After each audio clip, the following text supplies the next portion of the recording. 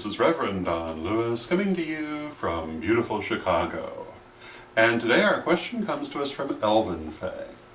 And Elvin Faye asked my opinion of using things like antlers and bones and pelts of animals that you have hunted, and whether this is a good thing or not. And also Elvin Faye asked if I know of any uses for fish bones.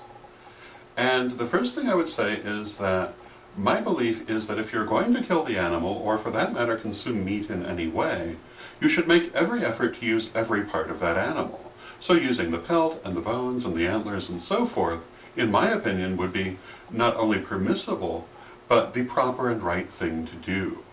To not use them would be disrespectful. I believe that if you're going to hunt, or for that matter if you're going to eat at all, whether animal or vegetable, you should show respect for the life force of those things you are consuming, because the vegetables too have a life force, and they too have given up their life to be eaten.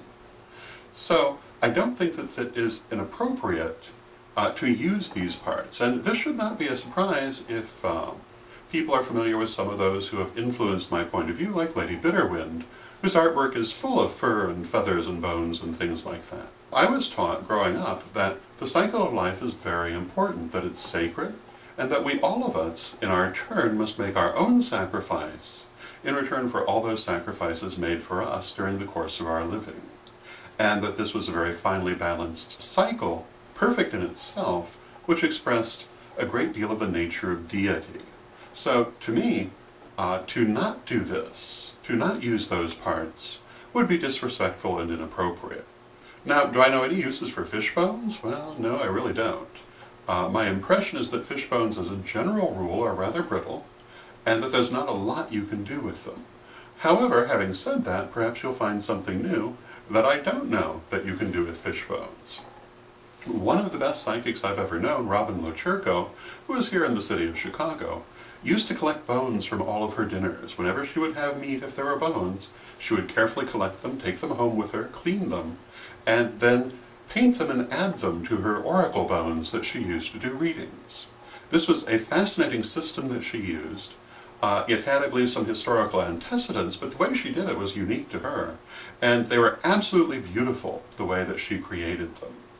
And it is a fascinating idea of one of the things that you can do with the parts of the animals whose flesh you eat. So, I hope that gives you some food for thought, and I hope it answers your question, and until next time, may you blessed be.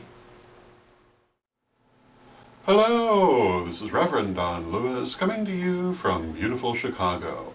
And did you know that I have been a professional psychic for more than 30 years?